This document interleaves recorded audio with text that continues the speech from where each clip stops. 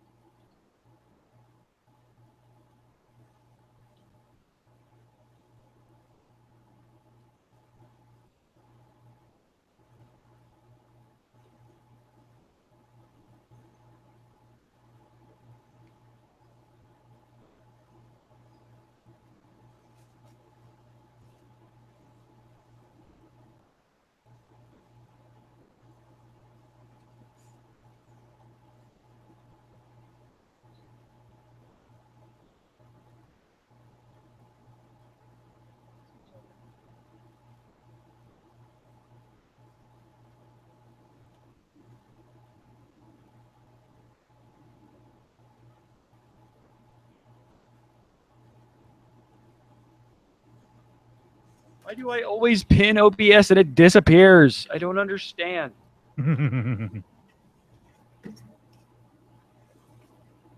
That laugh is almost like you were the one behind it.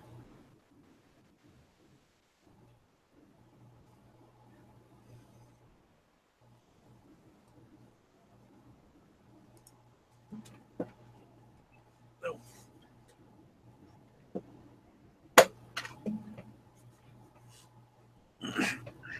There. Okay. All right.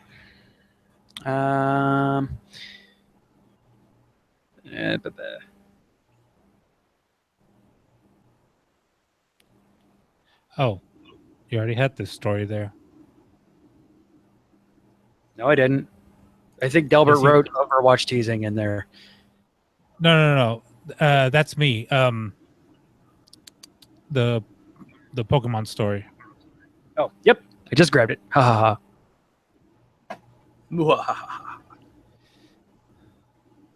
Because I had nothing in there, so I'm like, hey, wait, there's a thing. Okay. I was in the middle of, I made the notes while I was in the middle of playing one of the things that I'm reviewing. So I'm like, crap. All right, just going to kind of go with the flow here.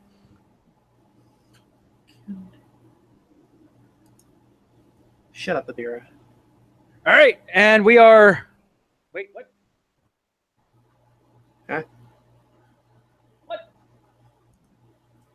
What? Do the thing. Do a barrel roll. All right, no Diamond Club tonight because I have to do stuff apparently with Sergeant Muffin because my stream key isn't working. Yay! Thanks, Muffin. Oh, no. Let's put this here. Okay. All right.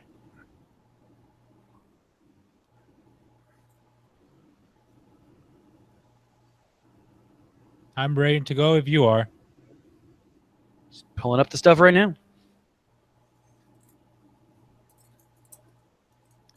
Man, CJ, I gave you a 20-minute head start, too. Hey, you know who else does this when I'm like, hey, I'm going to be late? Everybody else.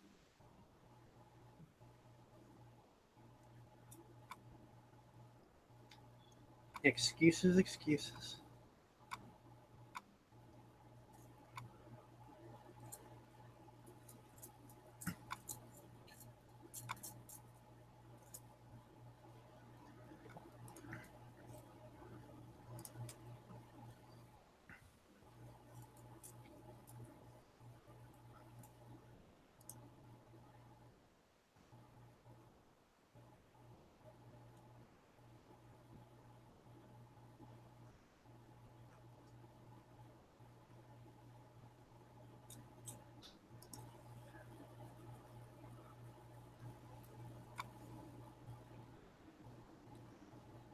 So Delbert, did you try any of the Wildlands?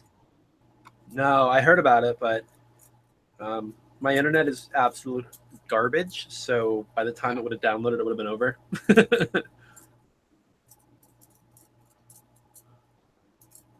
I've heard good things though, and I've always been a fan of the Ghost Recon games. So, All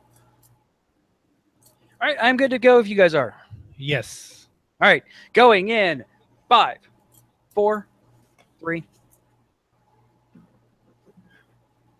You are listening to a podcast of the Geek.io Media Network. For all of our shows and more, visit geek-io.net. And to help support the network, head over to patreon.com/geekio.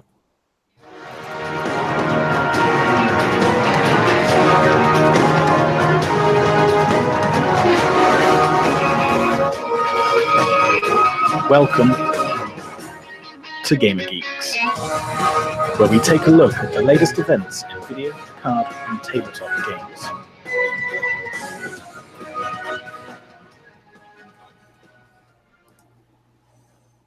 Yes, indeed. Yes, indeed. Yes, indeed. Hello, friends, and welcome to episode 12 of the Gamer Geeks podcast. I, of course, am your host, CJ Bowden. Joining me, as always, are my right and left-hand men, Raul and Delbert. What's going on, guys? How's it? It's going pretty good, CJ. How's it going for you guys? another day in paradise. Waiting for stuff to not too download. bad. Waiting for stuff to get, launched. That's it. Yes. So, just as a heads up, you guys remember last week where we had a whole lot of news and we had to get through a whole lot of stuff? You remember those? Those were the good halcyon days. Guess what's not happening? Good old this days. week? Remember the good old days. Yeah, we do not have the 2 hours worth of content that we had last week. Yeah, I mean, it's pretty thin this week. The fact that everyone is staying away from March 3rd for some reason, Yeah, right. except for one poor game, which looks amazing, which is Zero Dawn, right? Mhm. Horizon Zero Dawn, which you get to Yeah. hunt dinosaurs, robot dinosaurs with a bow and arrow. You cut metal dinosaurs, robo dinosaurs with a bow and arrow. Yes, you're an attractive redheaded woman fighting dinosaurs with a bow and arrow. Oh man, it's just there's so much hype on that game that I'm afraid. So far, the few reviews I've seen, they've done, people have been loving it. So Yeah, that's I will definitely the let you one guys know. difference between and like No Man's Sky, for example. Yeah, there's actual review copies out in the wild, and they're out. So Whoa, you got like super robot-y, CJ.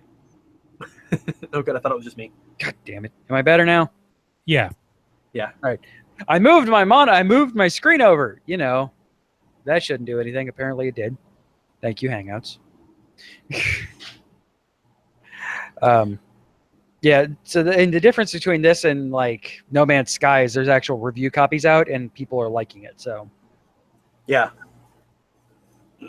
we will see next week when Delbert talks all about Horizon Zero Dawn, and definitely me, maybe Raul talk about definitely Breath of the Wild, and Friday I'm gonna have a pretty much an all-day stream of Breath of the Wild and Bomberman R going on.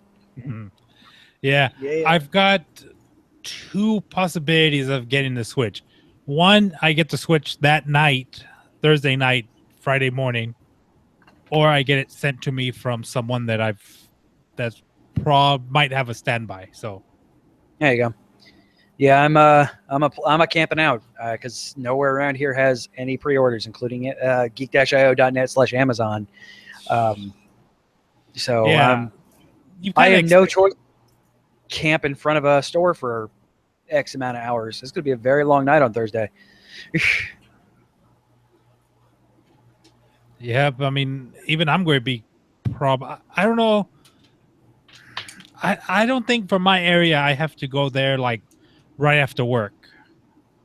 Yeah, But then again, $300, $360 for the game. I don't know how many people, but it is tax time, so Yeah, I mean, it is tax time, and also the fact that another cup of coffee. Thank you, Rachel. It is like around here. There's a very like surprisingly large amount of geek focus around here. Like, Oh yeah. I never knew about it until I started doing like stuff in the Tampa Bay area. Just how large the geek culture was here. I remember doing the midnight launch of Skyrim, and that was incredible. There's a reason why like I'm thinking about going out to a place at noon and camping out there for 12 hours. Yeah, instead of getting there for a 6-hour camp and be 50th in line. Exactly. So like I that's the reason why like I know this area. So like even and that's just one GameStop. Yeah. eight Skylanders released, and I'm not joking. Just the Skylanders during the Trap Team year, so like 3 years ago now, just a regular launch for them had people out the door of just a Skylanders figure. God. So yeah, that was when they first released the Light and Dark Skylanders. So yeah, I'm like, yeah, I know that I'm gonna have to be. I literally have a backpack that I'm starting to put stuff in already. I'm not gonna tell people which one I'm at because you ain't getting anywhere near me. Oh man, That will have within a 50-mile radius, the only stores that would probably have would be 2, 3, 4 Walmarts and 1 GameStop. Yeah, we don't live in the middle of nowhere here, so Literally every store in this area would be carrying it. yeah, absolutely. I'm actually kind of to because I would prefer to shop small stores. I'm gonna see with my local store before I do anything stupid like this, if they're getting a midnight release for it.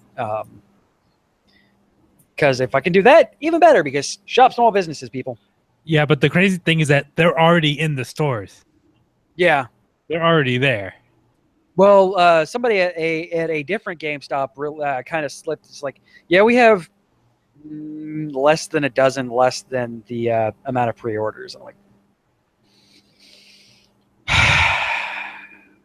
damn it. Nintendo's always been really good at getting demand up. Yeah, Nintendo great at that. Not so great at fulfillment. Looking at you, Amiibos. Looking at you, Amiibos. Yeah, right. Yeah, seriously, Nintendo. 6 Amiibos for everybody. Why are you so good at building up hype and not good at fulfilling promises?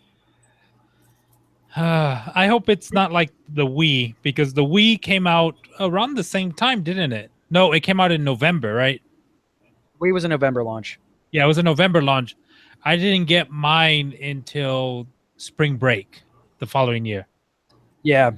So it was just like I went to the middle of nowhere, Walmart. I was back home, and I'm like, "Hey, do you have any Switches? I mean, not Switches, and any Wii's like in the back or anything? We have one. I'll take it." Pre-ordered. Oh yeah. We came out November 2007, 6.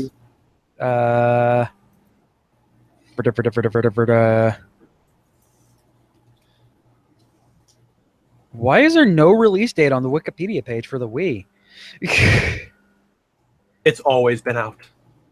Yeah, we just never thought. Yeah, released in most territories between November and December 2016. Thanks for that. I appreciate that. 2016 or 2006, right? 2006. 2006. So yeah, that would have been my 4th semester of college. Wow. It's almost 10. It's over 10 years ago. It's 11 years ago. Yep. All right. So we are going to go ahead and head into the news right after this quick break from our sponsors. Stay tuned.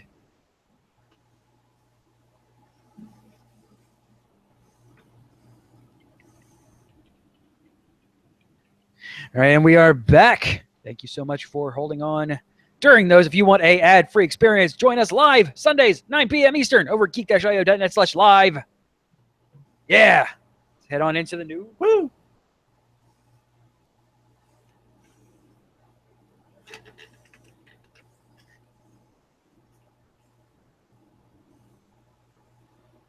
Not playing. Nope. Oh, All right. Yep. No news bumper this week, apparently. on to the news. On to the news. Burr, burr, burr. Copyright infringement. All right. So coming up this week, Pokemon is celebrating its 21st year in existence. It's legal to drink. Pokemon can actually take a drink now. Good job, Pokemon. And And Ash Pokemon still Go. hasn't. Yeah, Ash is still 10. Starting on February 26th is the Pokemon quote unquote day celebration, and Pokemon Go is no different. It is celebrating as well, like it has been doing pretty well for the last couple of years. So this year we're getting Pikachus with party hats. That's it. That's it. Pikachus with party hats. Although the Pikachu with a party hat looks incredibly adorable. They did something similar around Christmas when they put a Santa hat on Pikachu. That just means I need to catch triple the Pikachu so I can get a Raichu and a Pikachu with a party hat. They haven't Correct. said anything about Raichu having it, right? Yes, if you evolve a Pikachu with a festive hat, either the Santa hat or the party hat, the Raichu will have it as well. But yeah, I mean, 21. I mean, they celebrated big for 20. Well, yeah, I mean, that's what you do. You celebrate for your decades. You don't really do. We are coming up like in what 4 or 5 months. No, about 6 months for the Pokemon Go 1 year.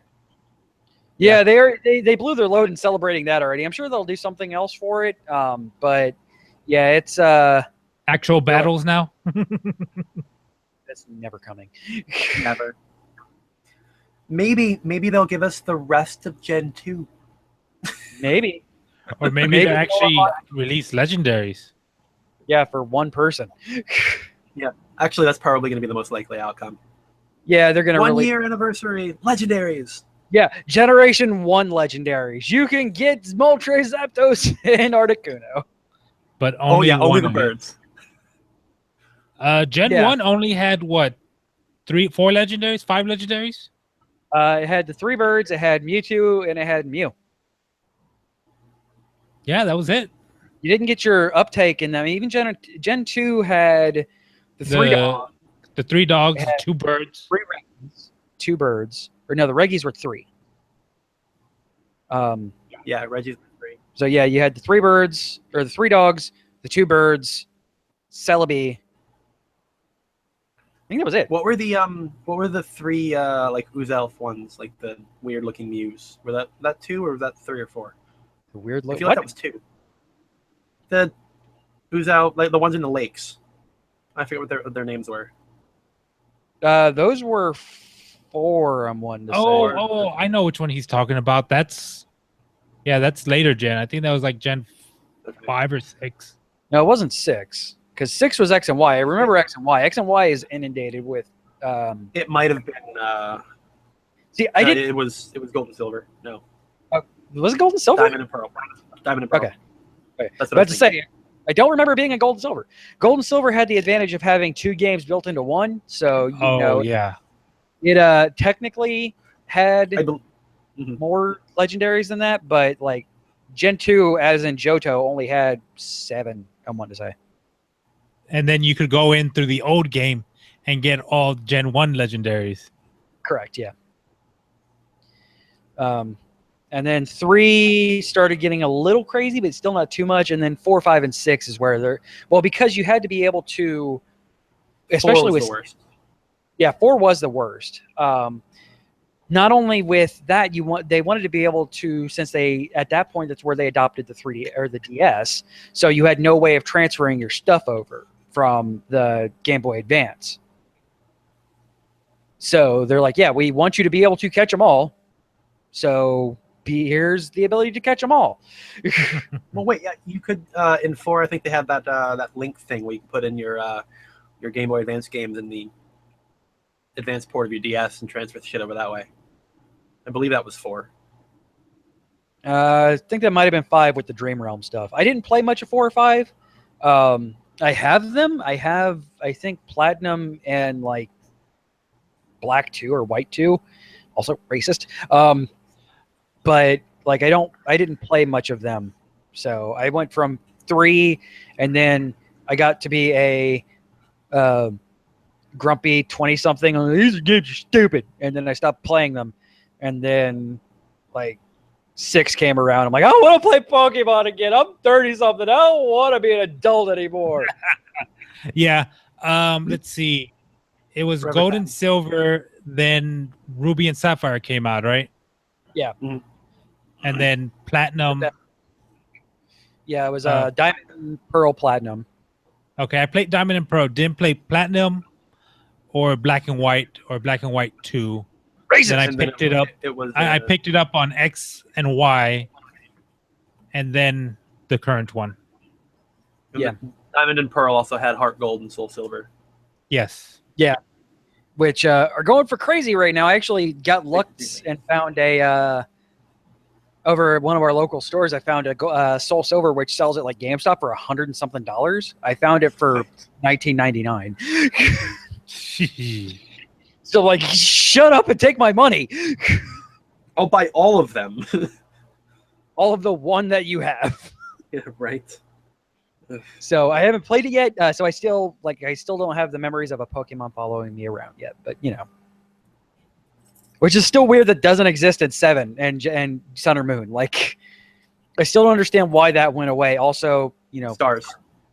also why don't we have Mega Evolutions for Pokemon anymore? All right, moving on. Oh, yes. We've talked about Pokemon enough for this episode. Pokemon Day this week. We got to give it some kind of. Actually, it's today. Happy birthday, Pokemon! Yep. Woo! Happy birthday. We can sing the song now. Happy birthday to you. Happy birthday to you. Oh, yeah. No longer copyrighted. Happy birthday to you. Woo! Hooray. Like that Minnesotan old women who held the copyright on that for too long. Seriously. All right. Raul, what we got? Or Delbert. Oh, yeah. Eeny, meeny, miny, mo. Well, moving along for Pokemon, there is a speedrunner who took up a challenge in 2014. It was a joke from a friend, and it was a joke about playing every single NES game and beating them all. And this week, today actually, earlier today, the Mexican runner has beaten every single NES game ever released. I mean, for a speedrunner, 3 years is an awful amount of time. Oh, I know it's a lot of games to play, but still, Wait. Like, okay, is it just the official 3DS? 714 NES games.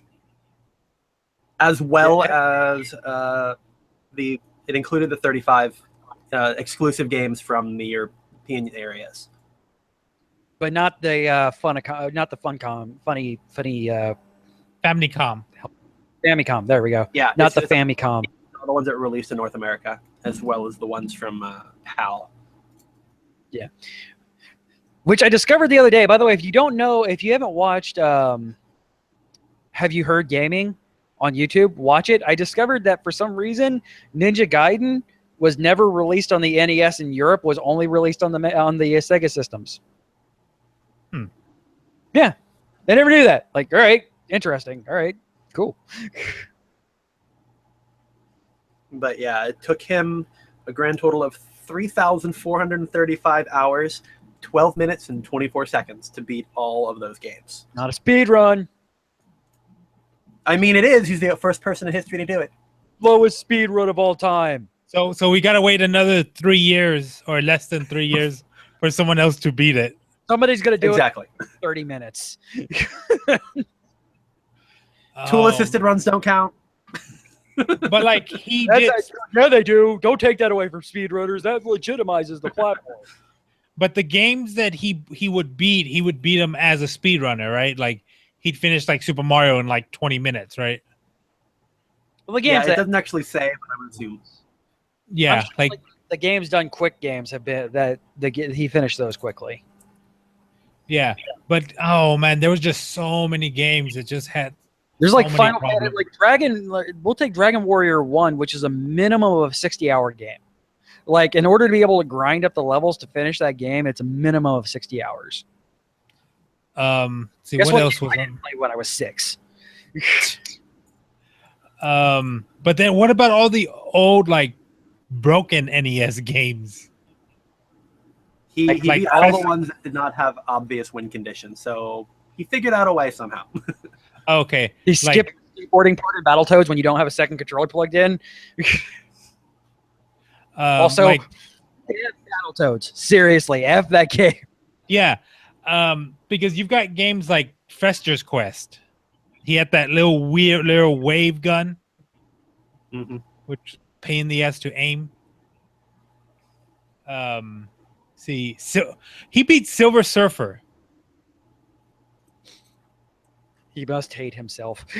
Oh my god, I had that game and I couldn't get past the first screen. I mean, we were little when still those games are hard. Like, you go back and play like A Boy and His Blob now, and it's still ridiculously hard. Yeah. But it's beatable. That's the reason why they call it Nintendo hardness. Like, Well, because they had to justify people paying, what was it back then, $50 for an NES game? typically 40. That was brand new. 40? Was 40.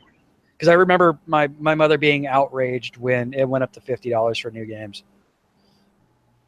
How much did the original NES retail for? Do you remember that? $199. Wow. I remember that.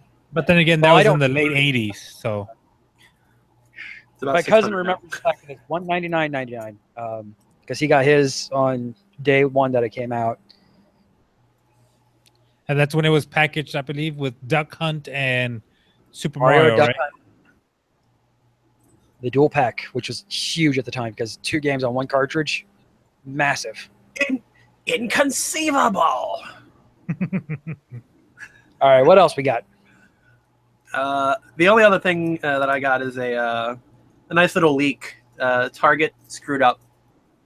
Sadly, it's good. Target's for not us. getting any more early games, are they? Seriously. Yeah, right. So they posted it up on their website earlier, and unfortunately they've already removed it. So Kotaku and NeoGAF have all of the info on it.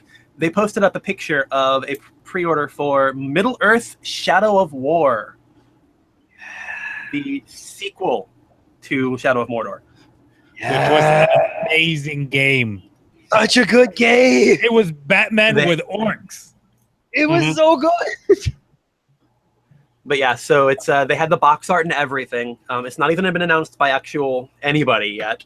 But from what's been heard so far, the story will be based on Talion and Selim Rimbor. I don't know how to pronounce that name because I didn't play that far into the game. They're working to forge a new ring that's as powerful as Sauron's. And if I remember Nemesis- correctly, this takes place before the movies, right? Yeah, it takes place between The Hobbit and the Lord of the Rings movies. So really, the It's ring is about all still the lost. Yeah, Mhm. at this point, Bilbo has the ring, and or Gollum has the ring.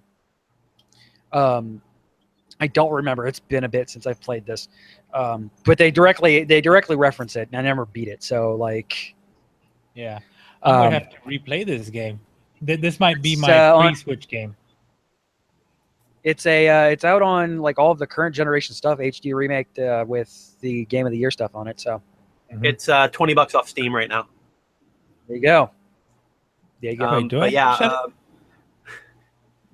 Yeah, the do I Nemesis have systems this are game? back. Do I? But yeah, the Nemesis systems are turning. Yes. Yeah, There's going to be a normal and a gold edition. Yes. The gold edition includes, let's see what to say, the Slaughter Tribe Nemesis expansion, the Outlaw Tribe Nemesis expansion, a gold war chest, so it's probably going to be some stuff to boost your character up a lot, the Desolation of Mordor story expansion, Ooh, and the Blade of Galadriel story expansion. cool. So it all sounds really interesting. Good job, Target, on making us happy, but certainly making the creators very unhappy. No shit. And then apparently it also says something about dominating Mordor with your own personal orc army. Yes! Yes! I would buy this game just for that. I get to lead orcs into battle. Shut up and take my money. So hopefully we actually get the real release soon. Like the real release information about it. I'm just trying to think, like, what would they announce it at? What were they waiting for? Like one of those things that they were waiting for E3 or waiting for some news to die down to announce it. I think that was just for them to give Target information, for them to have retailers already have information. All right. Well, it's out sometime this year. Well, press releases on the press releases happen. Like I have press releases that I'm not able to talk about that have a lot of details for games that aren't coming out for an entire year. Oh wow! So on the NeoGAF forum thread for this, there's somebody. Apparently, there was a Warner Brothers announcement that was teased a couple weeks ago, and somebody said that it was the announcement was for March 8th. So it's possible that we'll see exactly what happens on that. But yeah, good deal. Good job, Target. So thank you for the great information, Target.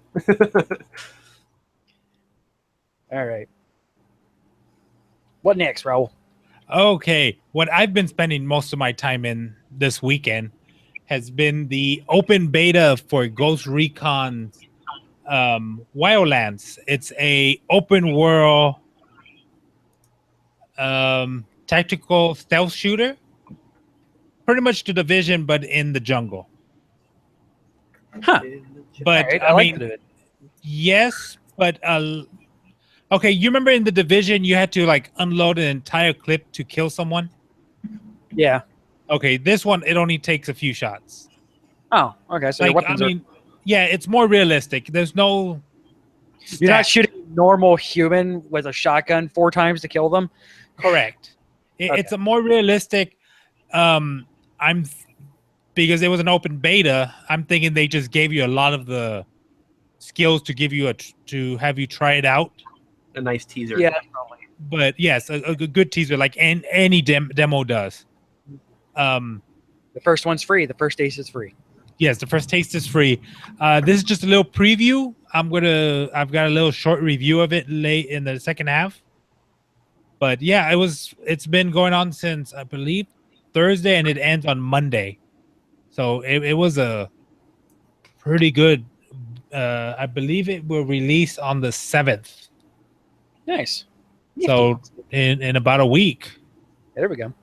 And so basically, this is just like a stress test type thing. Yeah. Correct. Yeah. Seeing if Uplay will actually work. Mm-hmm. It'll work for this, but not work when it launches, just like every other Ubisoft game. That's the only thing. I mean, Steam is a form of DRM unto itself. Doesn't matter. They want their own. I know they want their own, but I don't like specific publisher launchers. Doesn't matter. They want their own. Uplay, Origin. But the thing is that you can still buy the game on Steam, but then you have to download the Uplay launcher in order to play it through Steam. Yeah, I mean, but you can either download it through Uplay, which I did for The Division on Black Friday sale, and never touch Steam, or have both of them running concurrently and eating up that much of my memory. Yeah, and even Uplay has a import friends from Steam. Yeah. And it also has their Uplay name. Yeah, that's an open API. That's not a Steam's friends list is an API tie. Yeah, that's not. But yeah, I mean, it just worked. I'm going to get to a little bit more detail in the second half. So, let's see. I also have what we've been talking about all in this first half. 4 days until the Switch. Yeah. I'm going to do I don't care if it's going to be at midnight. I'm going to do an unboxing of it and plugging it in and starting it up on Thursday night. That will be on the YouTube channel, obviously Friday. But yeah, I'm gonna do a live stream of the unboxing and starting it up on Thursday at midnight when I get home with it. Oh, well, you took my idea. I said it first. Haha. Well, first Go one to take get backsies. it. First one to get it upload. Oh wait, you get it first because I live an hour. I live in real people time. All right, so we're gonna move on into the Blizzard corner here, where we talk about all games Blizzard. Not a lot of news, but some pretty major stuff coming out for Hearthstone. Have some big arena changes coming. Last week we talked about standard updating. Ladder changes upcoming. So Hearthstone, after announcements of a few major people quitting the game, were like, we got to keep up with this. So they announced a bunch of arena changes. Starting in the next patch, arena will be standard. That means that with every standard year change, like the Year of the Mammoth coming up, every arena will change as well, and you also only get standard packs from arena. You don't have a chance of getting, for example, right now, if you went into arena, you have a chance of getting goblins versus gnomes packs, which hurts people who do not play wild format like myself. They're also putting golden cards into arena if you have the golden cards. If you own golden cards in your collection, copies of that card that appear in your arena run will show up as golden. If you own a single golden card, the first copy of it you choose will be golden. If you own 2 copies of a golden card, every copy of that card you choose in arena will be golden. If you own 1 golden legendary, every copy of that legendary you choose in arena will be golden. well, I mean, okay. They're having the same problem with Hearthstone that they have with WoW PvP, correct? Yeah. There's a meta, and we discussed what meta means in a previous deck list segment. But yeah, they have a meta, and it just kind of stays stale because people realize that Zulok is the best deck, just like they realize that Rogue Mage Priest is the best run in arena. And wow, but then again, you do have these weird Frankenstein decks that do work. Yeah, but I mean, those are, like we discussed last week, those are typically bad decks. So you play those bad decks against the stale meta decks, but any other deck is going to kick it hard. You're just going to keep losing from it. So you're going to make these Frankenstein decks that beat that one deck that you've lost a bunch of games against. Cool, awesome. But you're going to lose the next 6 games. Do you think they just need a larger library of cards like what Magic does? Well, Magic, they do in Wild. So, I mean, Wild format's a thing. Wild format is exactly that. It is Wild. You have so many cards in there, and it's just going to be more with the next 180 card expansion coming out in a couple of months. Well, the announcement is Monday. So there's a fair chance, considering how Hearthstone does things, that Monday the expansion could launch. Yeah, we have an announcement, and it's available right now. And Ben Bro's going to laugh his weird laugh and disappear into the forest. Yeah, but I mean, I understand where, like, when you get past a certain level, you only see these decks. Yeah. And that is kind of a thing with any kind of organized play kind of environment, because you have to keep an organized play environment. You have to keep that in control, or else it's just you're going to have, it's just going to be absolute mayhem, which is fun to a certain extent. But when you're trying to hold tournaments and things like that, and things that, you know, have real life money and real life stakes in it, you can't have, in Magic's case, you can't have 24 years worth of cards in there. That is insane. You cannot do that. You have to have a funnel, or else it's just going to be absolutely insane. And that also creates a much bigger barrier of entry for new people coming into it. Imagine if you are a 13-year-old kid and you go to your Magic store and they're like, all right, Friday Night Magic, we're playing, and there's only one format, and there's 2 formats. There's sealed and there's play any cards. And any cards is from back in 1993 when Alpha released. That 13-year-old kid is going to turn around and not only hate Magic, but probably hate every single card game going forward. Yeah, because a sealed tournament is for your more experienced players. Yeah, for the record, like in Magic, I only play sealed anymore because, I mean, even I as an adult, as a working, mostly functional adult, I cannot keep up with Magic. I can barely keep up with Hearthstone, and they give me free cards. So, like, not me as in me personally, but me as in like, hey, I can disenchant these other cards that I get from winning these rewards and buy cards with those. So, I mean, I could barely keep up with that, and that's a digital card game. So, Magic, I only go for drafts and sealed events because I don't want to have to fight a $3,000 deck when I'm in there with my barely $100 deck. Yeah. Also, I used to play Magic, like Friday Night Magic used to be like once a month for me, but I have friends that are still in Magic, and it's like it takes a lot of preparation to be. I don't want to say competitive, but to really be that as your hobby, it takes a lot of time and energy. Yes. You're always looking at the leaks, spoilers, all that, how this works, reviews of cards, everything. Yeah, that there's a reason why it's considered spoiler season. Like, you have to, when you realize a new set is coming out, like, you have to pay attention to each and every one of those sites to do research on those. And like, it gets to a point where, like with Magic, I go in the night before a pre-release, and I'm like, all right, somebody's going to have the list on there of what are the cards you should be looking for and why. That's the list I want. I don't want to have to look through 187 cards. Yep. So, I mean, yeah, it is either, if you want to be like us and be on the bleeding edge of things, yeah, you have to pay attention to everything immediately, or else you're left behind. Speaking of paying attention or being left behind, Overwatch has gotten real teasery over the last week, you guys. Oh, wow.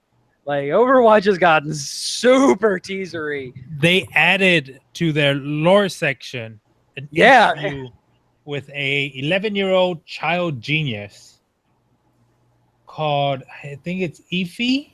Yeah, Ify. Orlandele.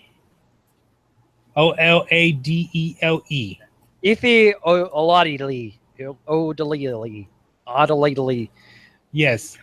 And it's just it's a an interview with an unknown reporter, just saying that she had won a.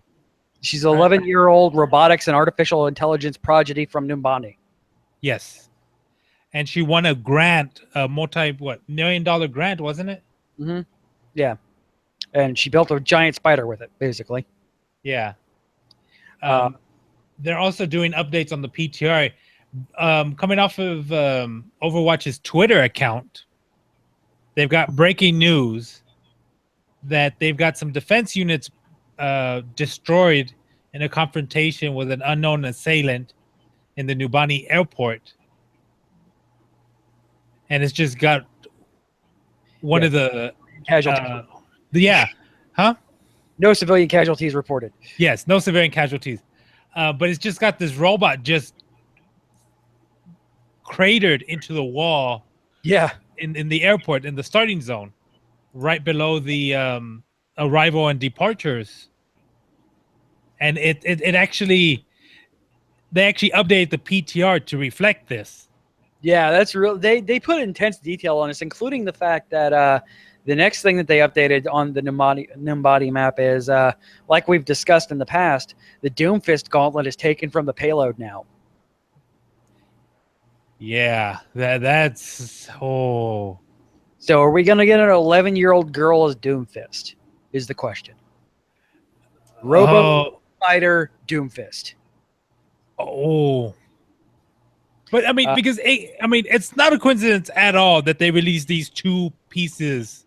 Yeah, they don't do anything accidentally. True. Jeff But could Cap, it be that she created a new Doomfist? Robo Doomfist. I Yeah. want a Robo Doomfist. There's a bunch of stuff flagging that there might be a PvE mode. That Effie will be creating something to ward off Doomfist. So we might have a actual storyline mode to play through.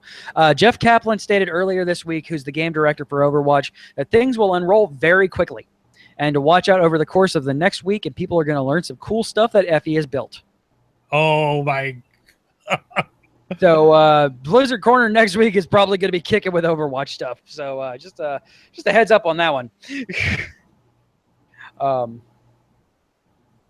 They're teasing everything all over the place, and that just kind of proves more like. And Hearthstone's creative team is trying to keep up with that. This is like what WoW's team used to do, where they would purposely tease things and just kind of like hold that carrot and stick out there to get people playing again. And I believe Overwatch updates on Tuesday, the same as WoW, right? Correct. Yeah. Well, I think everything. Oh no, Hearthstone updates on Monday. Yeah, and I think Heroes is on Wednesday or Thursday. Yeah. But man, I mean, whenever the hell they get a patch out, because poor Diablo. Yeah, but this is just, oh my god! I mean, if they were to get like a dedicated PvE mode. I want that so bad. Like I want. Could you imagine? I'm okay with having to team up with people in it. I don't want a one-player mode. I want like we had with Junkenstein's Revenge. Junkenstein's Revenge was so amazing. I loved Junkenstein's Revenge. For those who don't know, it was a Halloween event in Overwatch where it was your team of 6 versus the computer and its AI. No, it was a team of 3. Oh yeah, team of 3. Sorry, it was against McCree, Ana, and Soldier. Yeah.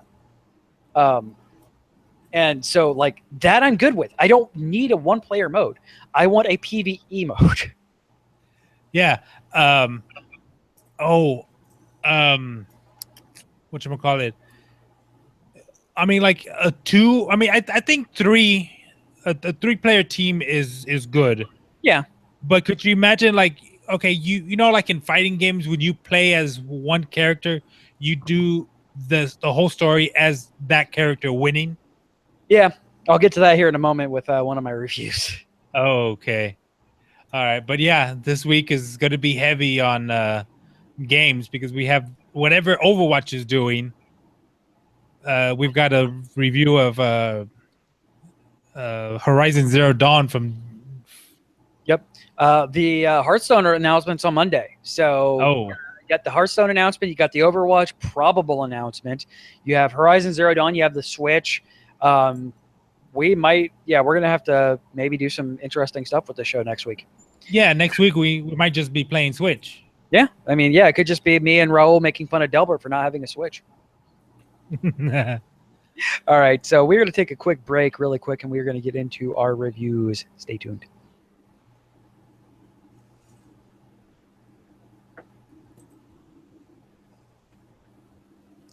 Oh yeah, I'm gonna next week. By the way, I got some pretty major stuff I'm gonna put into Slack. That I'm gonna do to get people here for this. Okay. All right. So we're gonna go back in 3, 2. Welcome back. Thank you for hanging out with us. All right, let's go ahead and get into the reviews. Reviews. All right. Woo.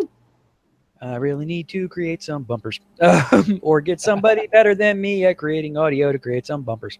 All right. So I'm going to go first on our reviews here. I'm going to start off here with the less talking ones. I'm going to go with Gravity Island, which is an iOS game, 60-minute review. All right. Raul and Delbert, have you guys both played VVV on Steam? No, but I've seen it, and I would snap my controller. Yeah, for this game. It's that, but on your phone.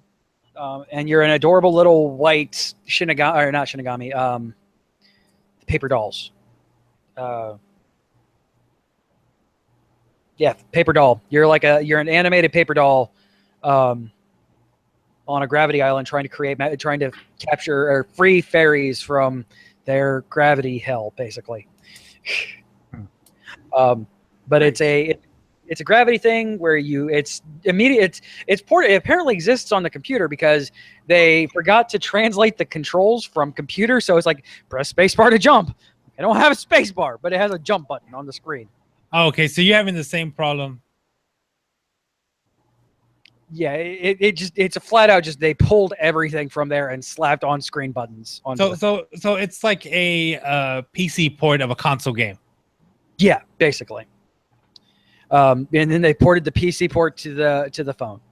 The music is good. The graphics are good. Not great, but good. The sound is all right. It's funny when you jump on a thing, your guy pops like a balloon. But I mean, it's all just all right. Like the difficulty is all right. It starts off easy and kind of has a decent, but kind of slanted difficulty curve. Everything is just kind of there. There's no enemies. You're literally just jumping around trying to free these things from the hell that is infinite gravity loops. So yeah, it's definitely okay, and I'm gonna give it a 2 out of 5. It's definitely okay. Next up, I'm gonna do a review on a card game. Rachel and I, right before the show, we're playing a game that I've had for a while now, and honestly have not really had the time to review. And I apologize, Punch It Entertainment, for not reviewing your game sooner. Of Battle of Solaria. It is basically if you've played or if you've seen the card game around called Epic, basically you get that, and it has a set cards in there, a dedicated deck game is what it's called. It's your Munchkin, basically. You have the same cards in every single pack.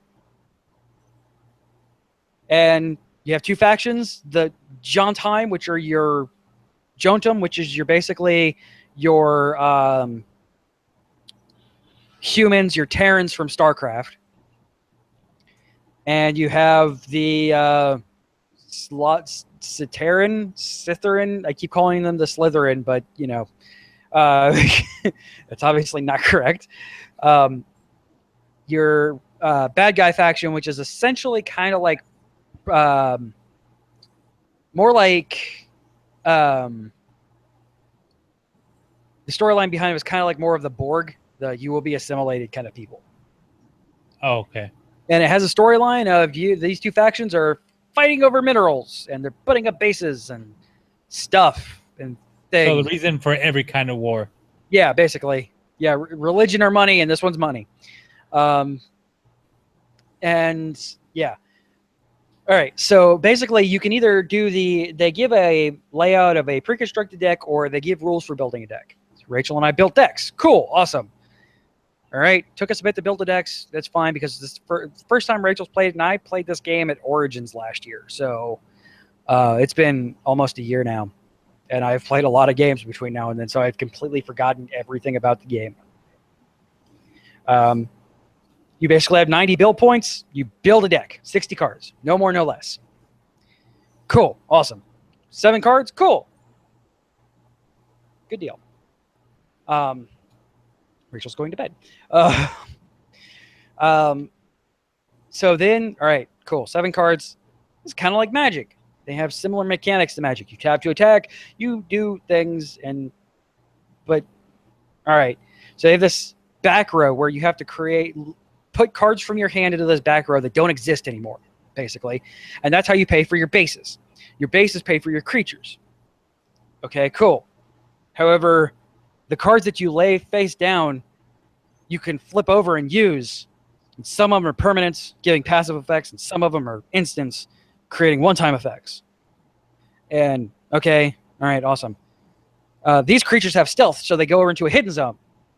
However, now you have 1, 2, 3, 4, 5 zones that all can have passive effects going on at once. And that's not including you needing to count all of your resources so you don't overspend. There is a lot going on in this game. It is, in a lot of ways, kind of overcomplicated. Okay. It's fine to have a couple of zones, or we'll use magic. You know, when you remove something from game, all right, it's removed from the game. However, in this game, cards that are removed from the game could still have effects. So you have to remember even what you have face down, because those face down cards could have an effect that affects the game state. So it's overly complicated, and it's kind of balanced towards the Jotunum side.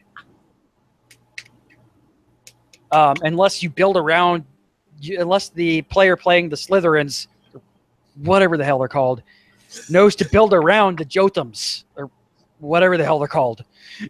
The red team knows to build around the blue team, or else the blue team is just going to kind of just keep building up stuff and just run over the red, because they're more military-minded, whereas the red team is more control-minded. However, what normally happens in an aggro versus control game? Aggro is just eventually just going to overrun, and that's exactly what happened. Unless the control has either mass removal or mass control. Exactly, which doesn't happen in this game. You can build around the effects of, like, the red cards. None of them have flying, but they have things to build around flying. So you have to kind of anticipate your opponent's deck building around flying. So you know to build around them building around flying. But if you're doing constructed, you don't know these things. So you're just kind of like, all right, I'm going to build these cards. I had 2 dead cards that were sitting there because I was like, all right, certainly she'll be using targeted effects eventually, as it has to, right? So I had cards like, all right, so I could take her counters and put them onto my creatures. Those are literally just dead cards because she never used a single target effect in there. Okay. Yeah. So if you're not playing the pre-constructed, it's hard to build a deck in that. And then even when you start playing, you have to think about so much at one time. This is a person who's been playing card games since 1994, you guys. I know card games. And when I'm saying a card game is overcomplicated, it's saying something. I'm going to give this game a 2 out of 5. It has a lot good going for it. I'm sure once we've played it a few times, it's good, but like this is not a first card game. Like this is not one you just pick up and start playing because you saw it at the store and you thought it would look nifty. You play this is a veteran card players kind of card game. We have to remember every little detail. You have to pretty much memorize all the cards. Yeah, exactly. Yeah, you are basically dealing with an entire. Well, you StarCraft. You have to think of every Zerg on the field as doing something. Oh. If you don't, you lose. Because I had cards that were face down that if I would have remembered that they were there, I would have been able to overrun Rachel. But because I'm focusing on 3 other freaking areas that all have passive effects going off that I have to remember, I don't remember to look at my face down cards. But the art's really great on it. And another thing that really irritates me about this is kind of a detriment of being a independent card game. It only comes with a very miniature rule book, which is fine, except for the minutia of the rules, including you can only play 1 card from your hand during the turn, and everything like that is all in a 90-page PDF on a Google Drive that you have to go to their website and follow 3 links to get to. Yeah. 90 pages of that. It's frustrating. Especially when those rules immediately counteract the rules in the tiny little rulebook that they give you. So yeah, it's fun, but unless you and your friends are willing to play it many times to kind of grasp everything going on in it, it's definitely not it's not that great of a game. So I'm going to move on into Dragon Ball Xenoverse 2 for the PS4. I'm playing this on the PS4 because GameStop is doing was doing a anime. It's anime month. Bandai Namco has dubbed it anime month, and so it was on sale. So I bought it because I wanted to play it for a while now because I loved Xenoverse 1. Xenoverse 2 is kind of a weird combination of fighting game and RPG. You create your own Dragon Ball character, either a Saiyan, human, Namek, Frieza race, or Majin Buu race. And you are saving all of time and space with your good pal Trunks and an extremely adorable god. Aren't they all? Yeah. The Supreme Kai of Time is cute, though. I'm just going to put that out there. It's very button mashy for a fighting game. Like, you can try and do the combos like you should, but sometimes pressing square 20 times is a lot more effective than remembering that if I hit square 5 times, triangle twice, then X, I do a super move. It's fast-paced. It's funny. The writing is good. The writing feels like not a Dragon Ball series, but definitely like a Dragon Ball movie kind of writing. It's the non-canon format. Yeah, basically, yeah, where they can play around with it. You do play through the Dragon Ball Z and Super storylines up until Resurrection F, though, in this. So you fight, and they do kind of cool stuff with them. Like, they put Turles, who is a movie villain, in the Vegeta and Nappa fight. And because he is there, Nappa doesn't die. And so thus you're fighting two Ozorus with Vegeta and Nappa. And Perfect Cell is teamed up with Frieza and Cooler are together. And Perfect Cell is teamed up with he gives him extra powers because he's still he's still perfecting everything. So you're basically fighting Majin Perfect Cell. And Majin Cell Juniors, which is fun. And everybody has fruits of the Tree of Might, which is a big deal in that movie. But it's a lot of fun. And plus it has a really good actual like local multiplayer versus, it's a lot of fun. You get to play metric tons of characters. Not only your created character, which does get OP if you play it in versus, but like you can play Goku and Gohan, and the thing is they're all balanced with each other. So if you pick Goku, the form of Goku that can turn Super Saiyan and Super Saiyan 3, and the other person picks Yamcha, there's still a chance that Yamcha can beat Super Saiyan 3 Goku. Because it's not storyline, it's not canon. You don't have to have Yamcha die from being looked at funny. Or have that the Yamcha dead pose. Yes. Which they called back to it on Dragon Ball Z Super. Yes. Or Dragon Ball Super. It's not Dragon Ball Z Super. Yeah. Yeah, it's really good. I'm going to give it a 4 out of 5. It is really good. It's beautiful. The art is amazing. It's just like it feels very much so like a Toriyama based art style, which is good because that's what you missed in things like Dragon Ball GT. Dragon Ball GT? What's that? Yeah, that's not canon anymore, you guys. Thank God.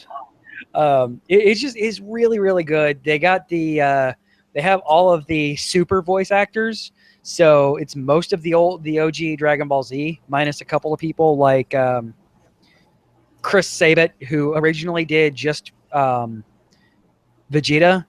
Scott McNeil is no longer doing the Piccolo voice in Dragon Ball Super.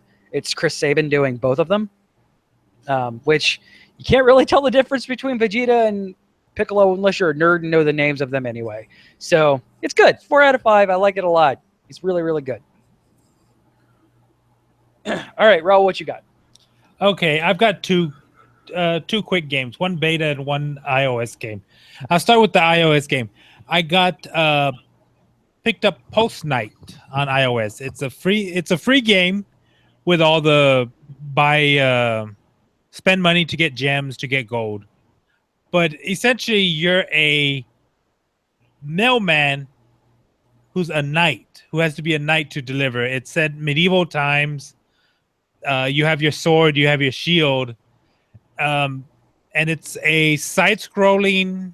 It auto attacks for you, but then you have your special attacks. You have your sword thrust, which is like just a running thrust, and then you've got your shield, so you can get closer to, say, an archer or a mage, or protect yourself from wolves. But yeah, it's just one of those games that you can just waste so much time in. And instead of waiting for time because they have two parts, you can either progress through, I'm expecting it's the story of the game, by just keep on going. But if you would die, whatchamacallit, if you die, you get sent back to the village and you have to wait for your health to regen, which right now I have it at starting. It starts at 12 health every 3 seconds. And right now my maximum health is like 250.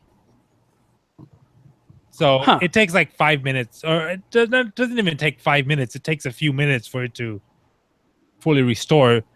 But it does have, let's see, like hourly missions that do come up where you just have to, go through this screen and deliver this mail. You're literally a postman, but you're a post knight.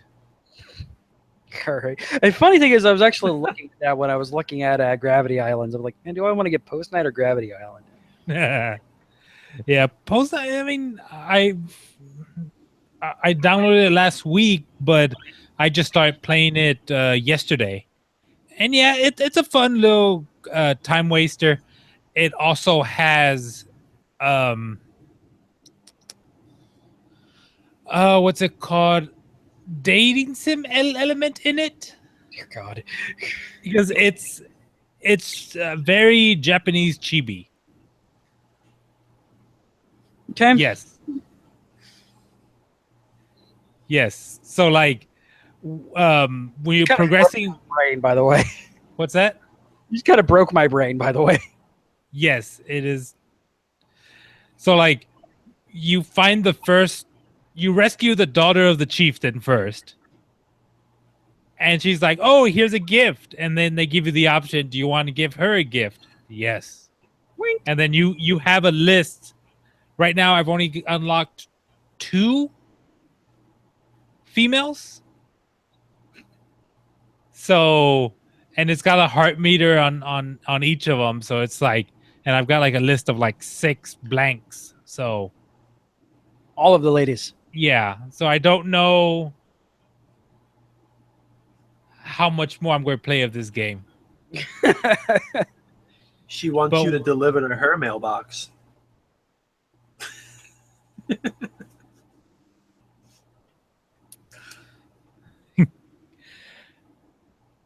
And that game I give a 3 out of 5. Not a perfect game, but the freemium games still bother me.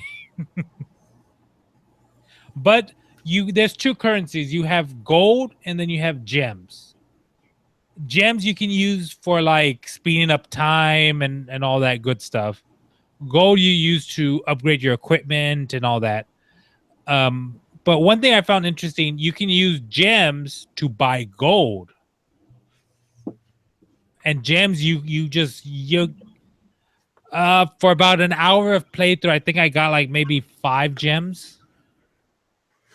So it is possible to just collect gems and just turn them in for gold. There is item shops. I did find one thing interesting. You get 1 potion. It's 1 reusable potion, like in Diablo. Yeah. But as you're collecting items, loot from monsters, you get certain herbs, and those herbs you can put into the potion at the alchemist, and either give it more health, less time for it to recharge, and more defense that it gives you every time you drink it. but you have to balance it out, because if you put everything into health, the time goes up. So you got to start putting stuff into time to bring it back down. Interesting. So yeah, it's a balancing act there. So the more health it takes, the more health it gives you, the more time it takes, but you can bring that time down. But you need more herbs and all that. All right, and I give that one, well, like I said, it's a 3 out of 5. It's not a 4, and it's not a terrible game. My next game is what I've been doing most of the weekend, is Ghost Recon Wildlands by Ubisoft. And man, this game, it's pretty much your open world, go over here, kill these guys, and collect this piece of intel. Or go save this guy.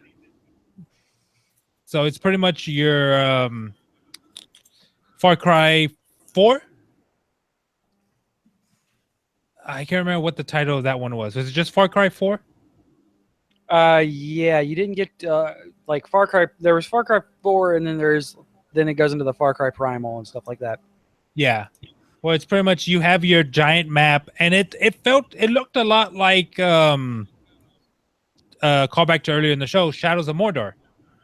Okay. But being it's a beta, I'm pretty sure that they dropped you in. It felt like the beginning of the game, but I think a lot of the equipment they gave you is for like a little bit later on. Because right after the bat, they give you a little small drone that you can fly around with a camera.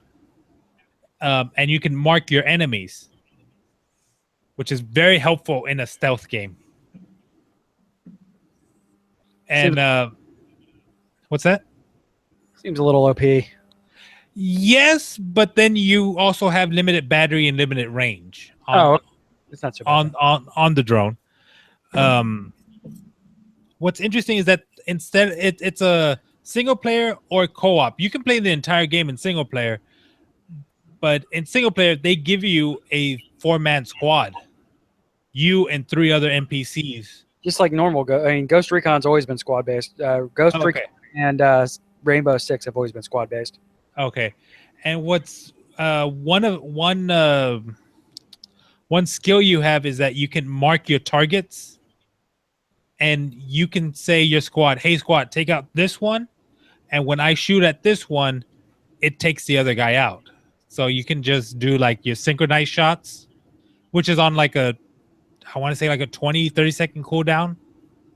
And as you progress, you pick up, you mark equipment to get picked up for the rebels that you're fighting in. You're fighting in, I believe, South America. You're fighting against the cartels. Okay, so it's more like what was this game? Just Cause. Yes. Okay. So yeah, I mean, it's very open world. If you see a helicopter there, jump in the helicopter and take your squad to the next point. Though in the second area that I was playing with some friends of mine, we had to fly kind of low, because if you flew too high, you get taken out by a surface-to-air missile. So yeah, you gotta keep an eye, because you see the missile come up, so you gotta like kill your engines really quick and just drop so the missile will miss you. But yeah, it's just, I think this afternoon I spent like 2 hours in it just doing missions. Nice. Just picking up, finishing the story, and then going back around to pick up all the little things that I missed. So the story is really good so far. So I might end up picking this up. Ghost Recon Wildlands open beta. I give it a 4 out of 5.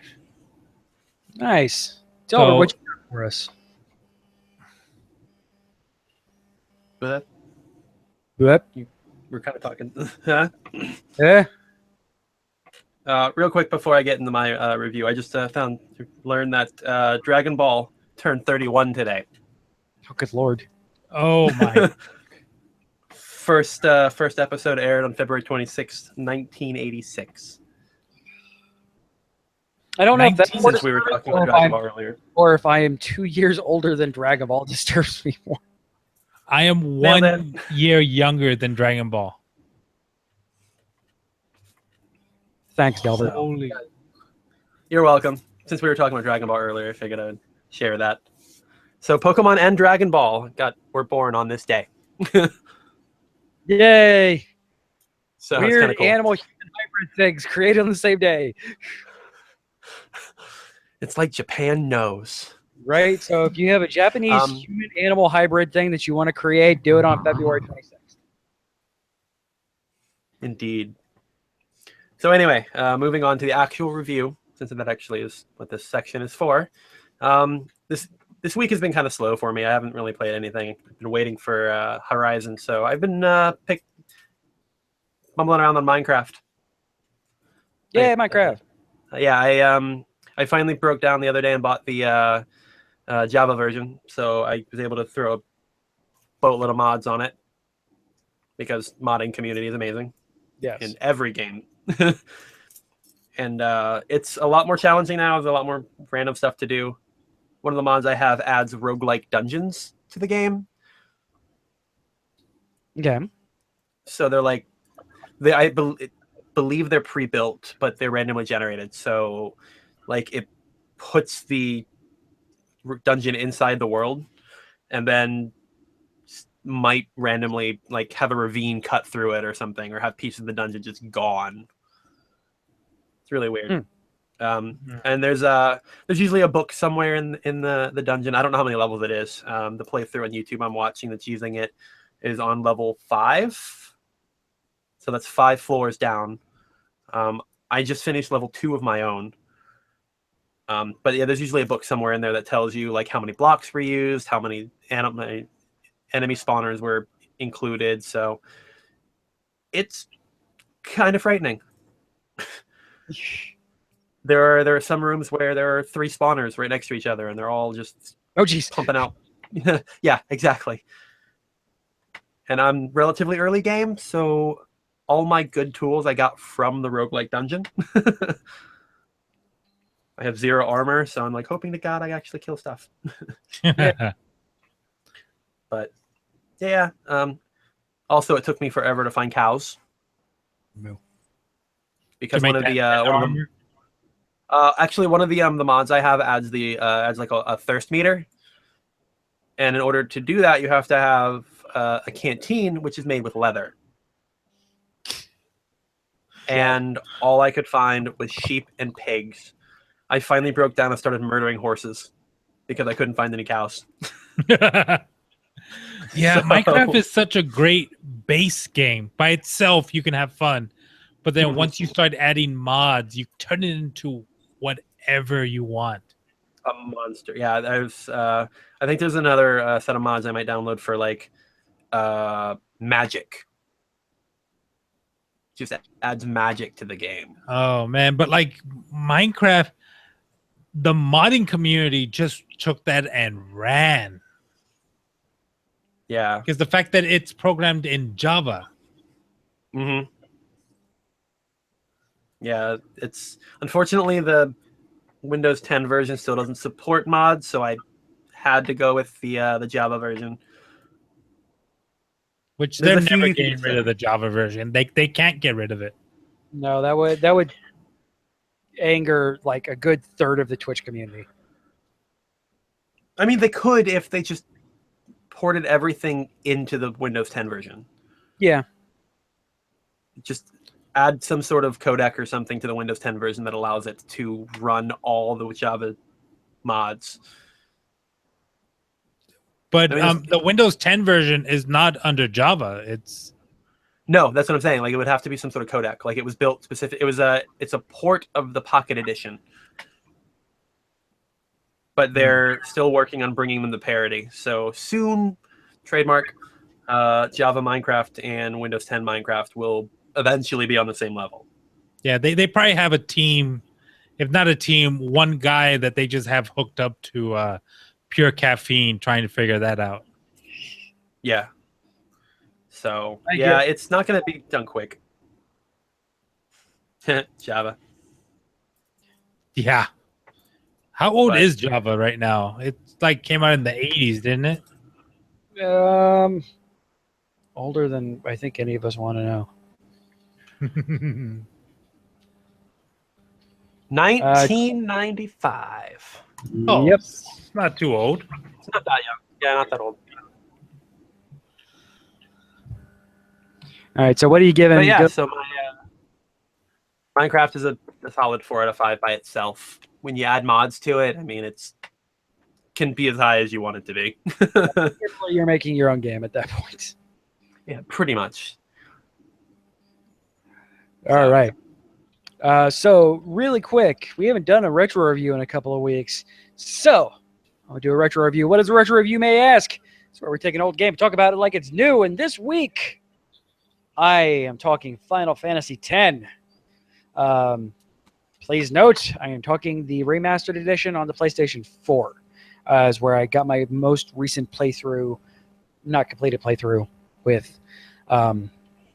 So it fixed a bunch of the weird translations and the offbeats, voice syncing. I'm looking at you, awkward laughing scene.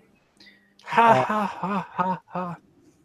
Yeah, they fixed that a little bit. The laughing isn't as stupid in it, but it's still cringy to watch. It's a stupid scene. It is definitely one of those things that works a lot better in Japanese than it does in American, or in English in general, because you're playing the international edition on the PlayStation 4 version, which has the advanced sphere grids. So like all of the weirdness that like you couldn't get through this one thing you couldn't get to say Lulu's higher end spells without going through a bunch of attack things. You can now avoid that. You also have a big, a lot more story. Like it's almost added an expansion pack onto it because you have the storyline of the dark summons that you have to go through in this. The visuals are still amazing, and like I said, Auron is still one of the coolest looking characters ever created in Final Fantasy history. Lulu still looks as ridiculous as before, being over-sexualized and carrying a doll around. And belt dress. Yes, weird belt dress. Waka is still kind of annoying, but still endearing at the same time. Waka still Waka. Kimari, they actually gave a bit more of a personality to. When you first meet him, he actually has a dialogue instead of like 3 words, and then you fight him. So I'm wondering how much they actually cut out in the original version that they put into the international version that Americans got ripped off in 2001. We got up to the incredibly difficult Seymour fight, and that's where we're at so far because we have not ground enough to beat that yet. That still has a massive difficulty spike in it. So visually, they completely redid the visuals, or is it the same 10 but just HD-ish? No, it's like the full motion videos, which were gorgeous back in the PS2 days, are still really good.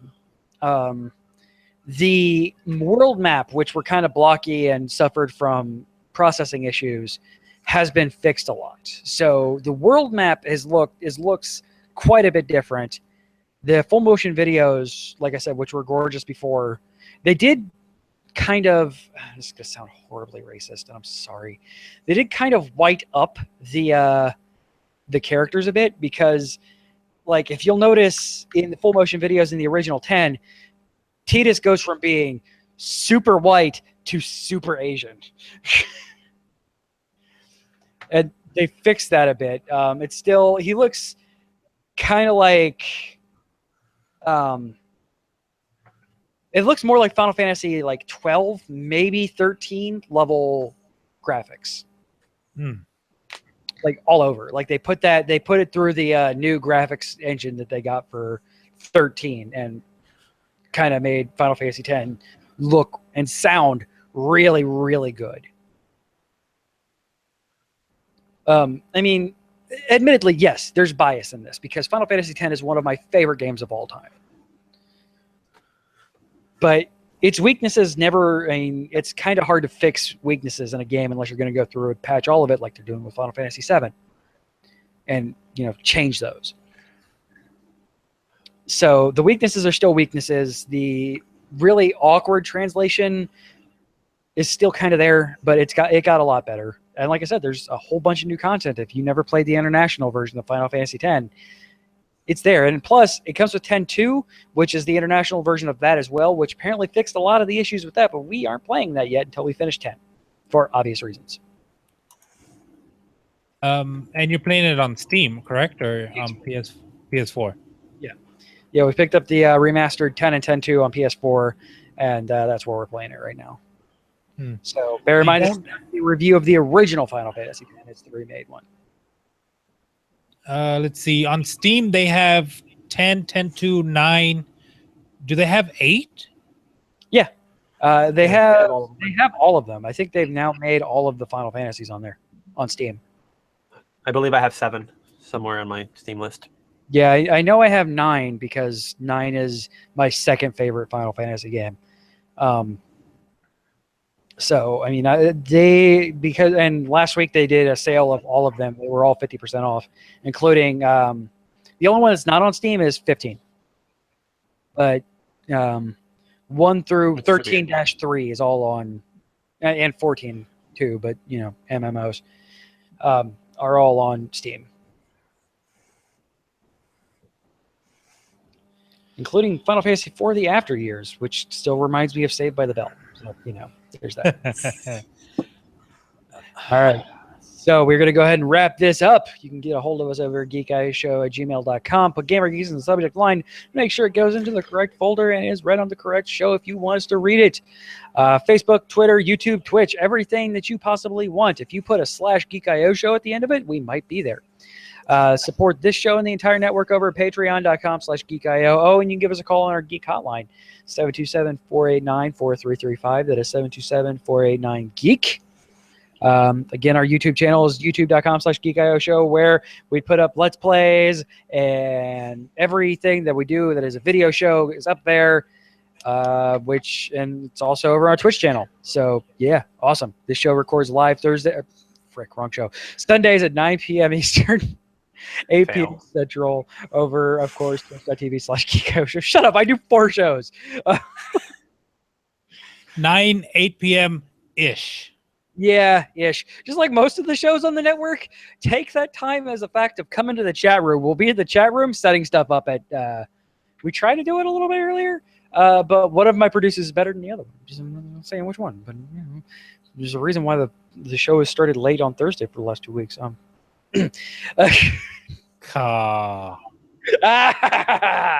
right, folks. We will see you right back here next week, where Raul and I will be distracted by the Twitch and by the Switch, and Delbert will be distracted by a pretty redheaded lady shooting robo dinosaurs. Till next week. Good game. GG. See you guys.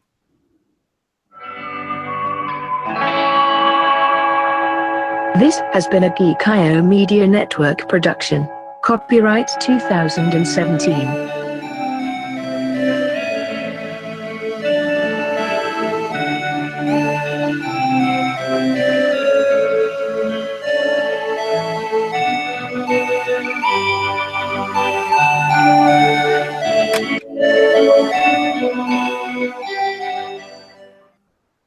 Exactly. All right. All right. Twitch, YouTube. See you later.